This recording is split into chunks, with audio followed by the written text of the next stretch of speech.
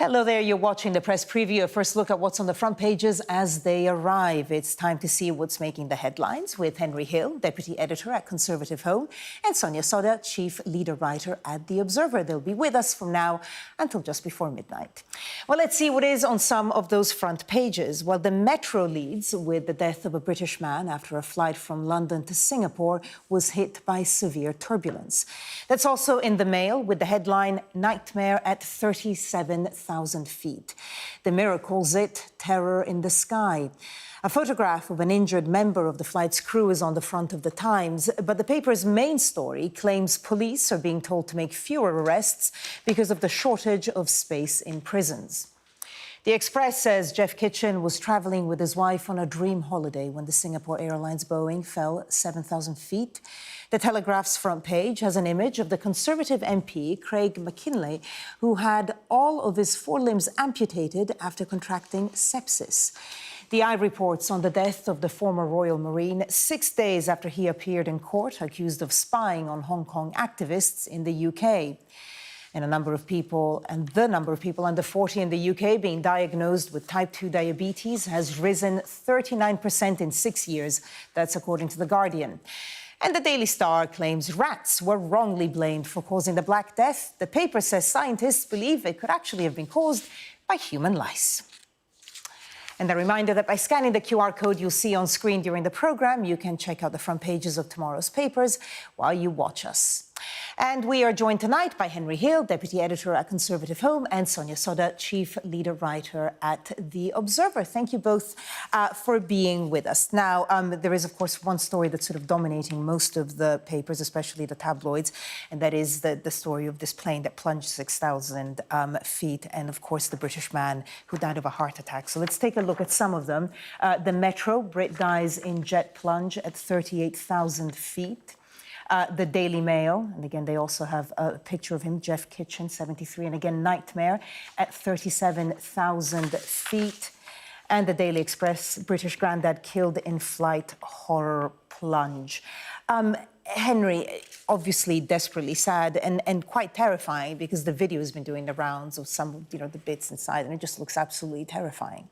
Yeah, I mean, it's everyone's, I suppose, worst nightmare when you're flying, right? Like, sometimes you think, why are they asking me to keep a seatbelt on when we're in the middle of the air, we're not going to hit anything? And this is exactly why, because, you never know what's going to happen. So the pilots, they're professionals, they clearly had only seconds notice. They say they put the sign on, and then almost immediately this plane started to fall out of the sky, more or less. And what happened is lots of people were lifted up because the turbulence was over 1G, and they cracked their head on the ceiling. And that caused a lot of severe injuries, but also in this case, tragically led to a complication, health condition in the event of a heart attack. And it's one of those stories where it's very sad. It's hard to see, really. Sometimes with stories like this, there's a takeaway, there's some kind of negligence or something. But here, I mean, it really does just seem like incredibly bad luck. It's deeply tragic for the people involved, but it's not obvious what anyone could have done to prevent it. Sonia. Yeah, absolutely. Agree with that. And obviously there's been this loss of life. Jeff Kitchen, a lot of the papers are focusing on him, his story. Real tragedy, really. 73-year-old grandfather. It was supposed to be the holiday of a lifetime with his wife. They were going to do 6 weeks in Asia. They'd spent the weekend before with their grandchildren. So obviously he did have heart problems, and that's thought to be what he died of. He had a heart attack. But it's just, it's obviously hugely sad. And so a lot of the papers are reporting on, they've got quotes from, his workplace. He was a musical theatre director in Bristol. I think he was retired, but they've got quotes from former colleagues. But yeah, I think there's going to be, it absolutely sounds like this was incredibly unlucky. The Times, actually, on one of their inside spreads, has got a Q&A where it talks about the different types of turbulence and just how unlucky a plane has to be, a pilot has to be, to hit turbulence this severe. There isn't very much of it in the sky. And, deaths because of turbulence, they're not unheard of on commercial jets, but they are incredibly rare. So I think the last time this happened was in 2009. Yeah, we're looking at that double-page spread on page 4 and 5 of the Times right there. And we had a pilot earlier on, well, several on Sky News, who said in her entire career she'd never had severe turbulence, but she'd even had sort of moderate turbulence, I think, once or twice. So it really is rare. There has been some discussion about maybe something like this happening more often. Henry, do the papers talk about that? The papers do. The Times mentions that there has been an increase. I'm just trying to find the exact statistics.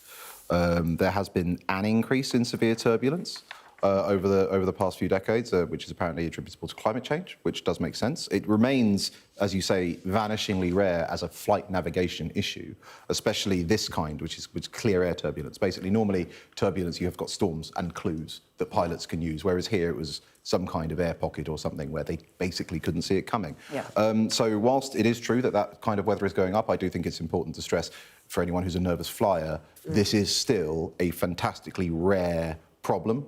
Lots of pilots never encounter it. You know, don't cancel your holiday. And the numbers are here. So over the North Atlantic, there were 17.7 hours of severe turbulence in 1979, and today it's 27.4 hours. So that, I think that really does underline how rare it is. Yeah. And we can look at this picture. This is on the front page of The Guardian. You can see sort of the impact of the turbulence and the very quick descent. I suppose, you know, maybe a lot of us who don't think that keeping our seatbelts on during the flight is you know, a discomfort worth bearing. Maybe now we'll maybe keep our well, I'm seatbelts sure. on. Well, it's interesting, isn't it? Because, I mean, when you're on a plane, obviously, anyone who's flown will know that, you know, you always get that announcement from the captain at the start. We recommend you keep your seatbelts on whenever you're in your seat, which, you know, I think a lot of people try to do, but it's definitely not a universal thing. And, you know, you do have the air stewards coming round and asking people to put belts on when there's... And I suspect there's going to be a lot more compliance with that now when something like this happens, because I think people will just be more aware. Well, I guess having the videos of something like this is still relatively new. I mean, as in from when everyone started having phones with them. Before, you wouldn't have had a video like this. Let's move on to The Times. One of their main stories on the front page: make fewer arrests to help jails, police told. This is, of course, due to the overcrowding in many jails. Sonia. Yeah, so we've already had stories about the early release scheme from prison, and actually, you know, it has come to light. There have been some pretty dangerous people, even though the government said it shouldn't be dangerous people, but there are real risks to community security from some people being released early. Now it transpires that the police are being told to hold off on making arrests in order to not fill up prisons. So this story has emerged out of an internal document from the National Police Chiefs Council. And what that document says is it gives advice to police to scale back arrests, particularly pausing non-priority arrests and any planned operations where large numbers of arrests may take place to ease the pressure on the criminal justice system. And this just goes to show you cannot keep the country safe, you cannot keep society safe when the prisons are too full. And this government have not built enough prisons over the last kind of 15 years or so. Prisons have also become much less safe places because they cut back on the numbers of prison officers. You've got far less experienced staff in prisons now. We've had escapes recently from absolutely. So, you know, it's very interesting. This comes after, you know, we were talking about this before coming on air. You know, Rishi Sunak has pitched himself, you know, we're the party under which you can feel safe.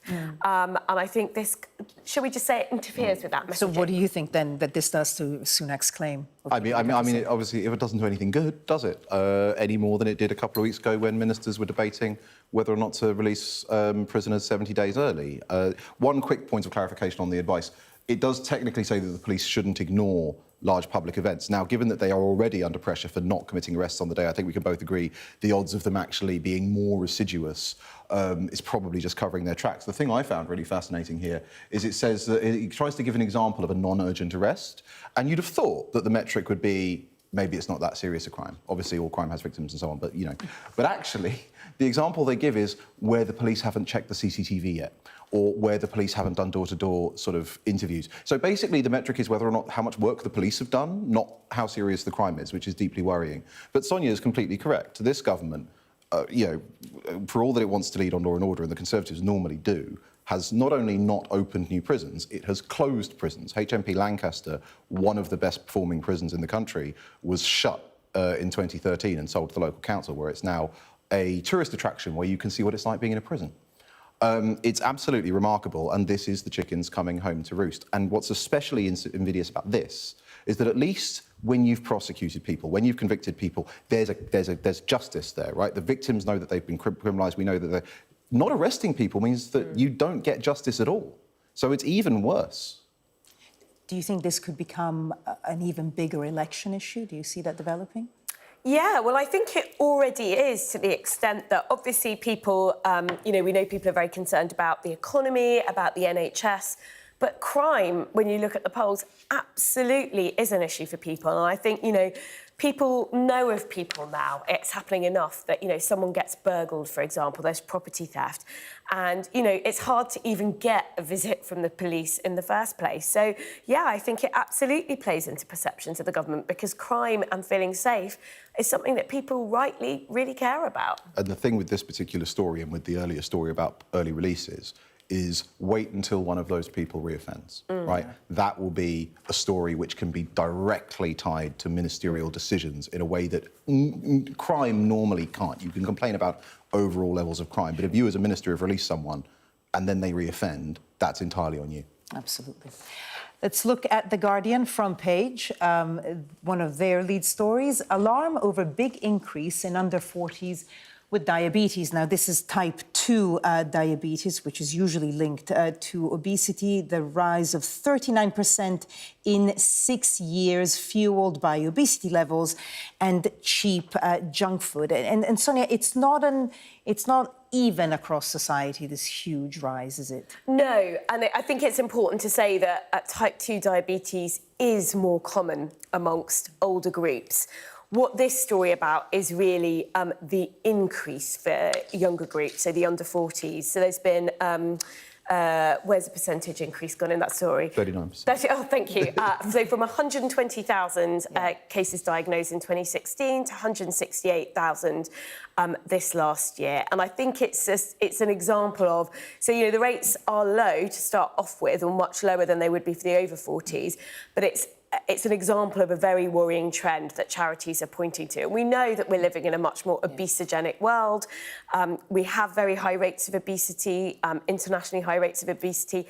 That comes with huge costs for the NHS and huge costs for individuals, because obesity is now a really big avoidable killer. Henry, forgive me, we have to go to the break, but I'm sure we'll discuss the story in the next hour. Coming up, this on the front of the Telegraph.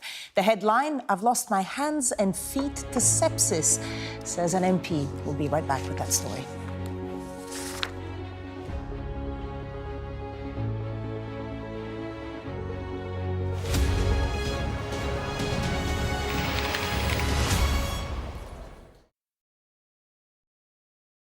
Every year we do a census of about 1,000 people. We actually ask them about their habits, and actually we included that, what is your habit in terms of tea drinking, when do you drink tea? And actually we find that the 30 to 45-year-olds are the ones that are really turning to tea more away from alcohol. That's sometimes or often, and that can be at a home situation. Sort of 73% of people say tea is best in the house. So, and also it's people with busy lives. You really want something that's going to be a pick-me-up. There's lots of teas out there. We've bought a range of teas here. What have you got? We've got some black teas, mainly black teas. About sort of 70% of the tea drunk in this country is actually a blended black tea. About 70% of that actually is from East Africa. So tea, when it first came to this country in about the 1600s, actually was green. And it was actually drunk as a tonic, as a health beverage, which most people don't realise. There's actually no tannins in tea. It's very lazy methodology in naming. Okay. So we actually term these as polyphenols. Actually, there's a group of these called flavanthriols. Don't worry about the long, complicated name. Literally last year in the US, the Academy of Dietetics and Nutrition came out with a daily guideline for actually 400 to 600 milligrams. So you're putting milk in it? Yeah, just a tiny dash for me. So basically, if you consume 400 to 600 milligrams of flavanthriols a day, that's good for cardiometabolic health. So in that case, that's reduced cardiovascular disease, reduced risk of stroke, reduced risk of diabetes. It's hydrating. So actually, 27% of people are actually turning to tea before or after a workout. And actually, hydration is really important because a 2% loss in hydration status actually impacts your physical and your cognitive performance. So fuzzy thinking. So we need to stay hydrated, but really tea has all the hydration properties of water. Tea is as hydrating as 6 cups of water, but it's got all the other myriad of health benefits. Tea actually has the right amount of caffeine. It does have caffeine, but it's got the right amount of caffeine. You've got water, you've got L-theanine, you've got some fluoride there, which is good for our pearly whites. So basically, it is not dehydrating, and actually, you can drink tea throughout the day, and it will not impact your sleep. Earl Grey, really nice. It's quite soft, actually. If you actually look at the tea you're drinking, there's 2 main types of tea. One originally from China, it's got quite small leaves. One originally from Assam, sort of Central Africa, Central India. Actually, they have quite higher phenolics. So Earl Grey is quite a nice, subtle one with a hint of bergamot.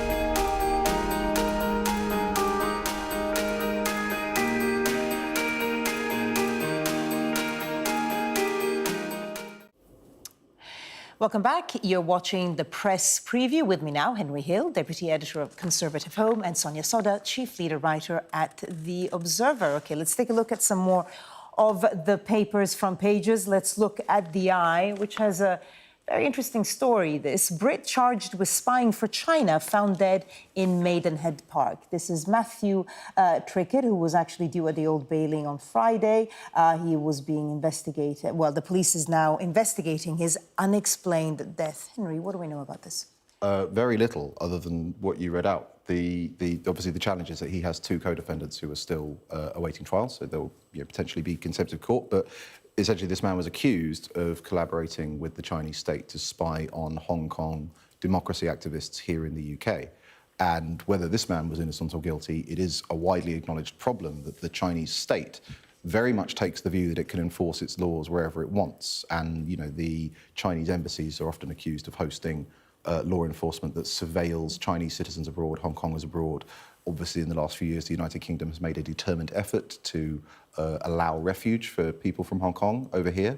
And so while we may not be able to comment much on this particular case, it is a serious problem. As for this man, he has been found dead in a park, and we know very little else other than that the police are investigating it. Sonia? Yeah, I mean, I'm not sure that there's that much to say apart from what Henry's just said, because we don't know the details. Yeah, we don't know very much. But obviously he's just been charged, but there's definitely concerns around. It hadn't gone to court yet, but there are definitely concerns around Chinese espionage, given the cases that we've been seeing come before the courts. Yeah, recently. Interesting to see where the police investigation will lead. Let's take a look now at the Daily Telegraph front page. Very striking picture there of the MP Craig McKinley, and the headline, "I've lost my hands and feet to sepsis," says MP. Henry, tell us more about him and his story and why it's in the Telegraph now. Yeah, so Craig McKinley is a Conservative MP. He was formerly in UKIP, and so he crossed over during sort of ahead of Brexit. And he, in December, indicated that he was seriously ill, but obviously didn't have the details. And it turns out that he had contracted very serious sepsis and has had basically his forearms and lower legs amputated. Now, this picture on the front of the Daily Telegraph is very striking, but I think that the more positive thing from this story is that he's announced that he actually intends to stand for Parliament again and continue serving as an MP. And he actually has bionic arms and legs, cutting-edge technology that he's really excited about. And so I think that would have been, I think I really would have preferred to see them lead with that, because it's a really actually inspiring story about how someone can have something horrible like this happen to him and is determined to continue in public life. And that's a story that I think a lot of people who maybe struggle with physical disabilities can get behind.